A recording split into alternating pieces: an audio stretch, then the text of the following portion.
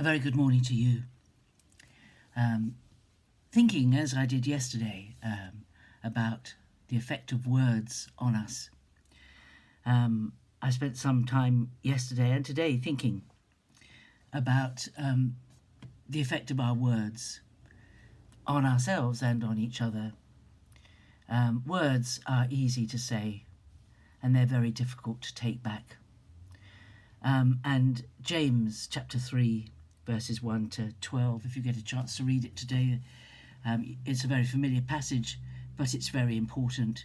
It's talking about how careful we have to be about the words we use, and how difficult it is to control the tongue. That we say things in the heat of the moment. We say things because we've been provoked, or we're upset, or we're cross about something, and we say things often to the people closest to us. We don't really mean them, but we can't take them back once they're said. And this passage in James warns us. And it's because, you see, we were created in the image of God. And just like God's words are very powerful, our words are very powerful. If all we ever say is negative things, then negative things will come our way. If all we say is worry, then we will worry.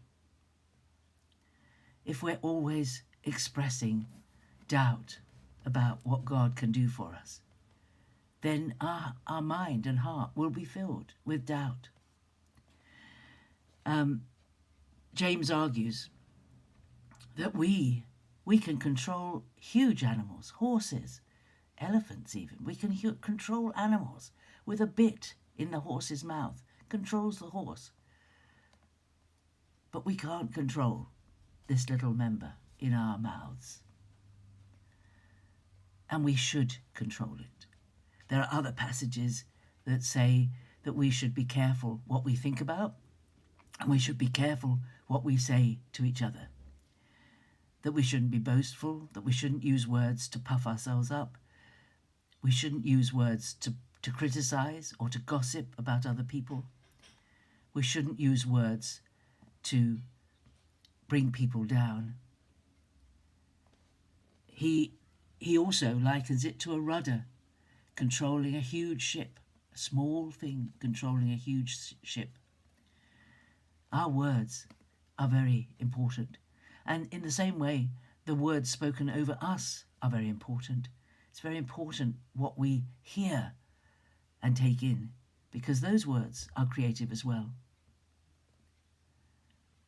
It's interesting when you think about it, isn't it, that there are even stories of people talking to plants and the plants responding to the words spoken to them. I know it sounds daft, but it's true. It's true. Everything responds to our words. The world around us is made to respond to our words. This is why we need to speak out our faith, not just think it in our minds. We need to speak out. This is why Paul says that we believe in our hearts, but we testify with our mouths that we believe that Jesus died and rose again from the dead, and then we are saved. We need to speak it aloud, to say what we believe. A tongue is a little member and boasts of great things. How great a forest is set ablaze by a small fire. We've all heard stories, and we know of experiences in parts of the world where it's very hot, when a spark starts off a fire, and before you know it, it is enormous. We've all seen demonstrations of flammable liquids igniting incredibly quickly when a flame is put to them. The tongue is a fire. The tongue is an unrighteous world among our members, staining the whole body, setting on fire the cycle of nature, and set on fire by hell. He's very strong about it. But it's because of the creative nature of words that the writer James tells us to be careful. There's another verse that says we should be slow to speak, not to be hasty. We should measure our words before we say them. Think hard before we say anything. And in our relationships, how important it is to speak, to not rise. There's a verse in Proverbs that says, a soft answer turns away wrath. And you know what it's like.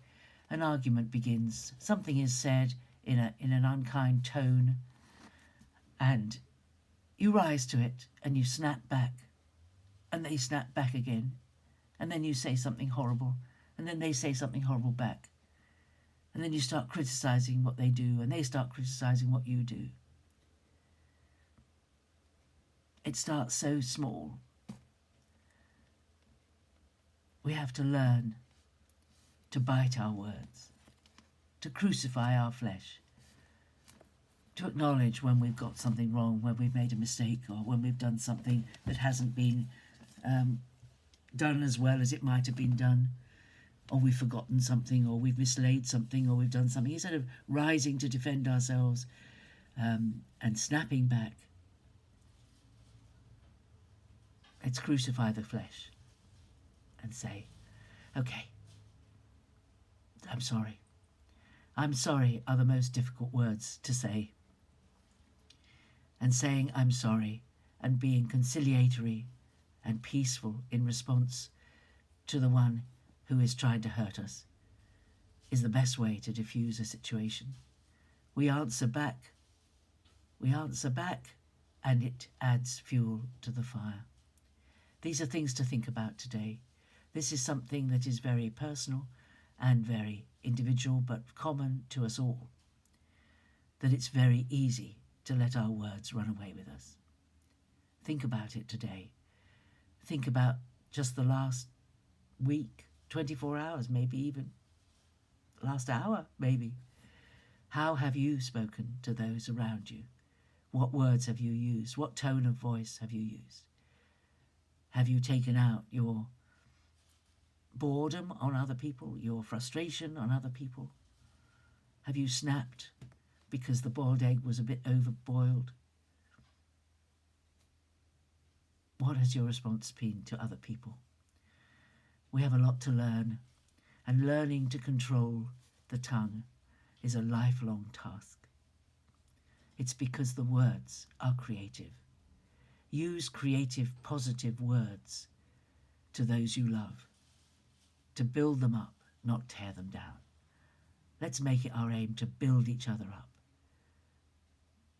not to tear each other down. That would be a great resolution, wouldn't it, for the new year when it comes. So, thinking about words and the tongue. Have a great day. God bless you. I'll see you tomorrow. Bye-bye.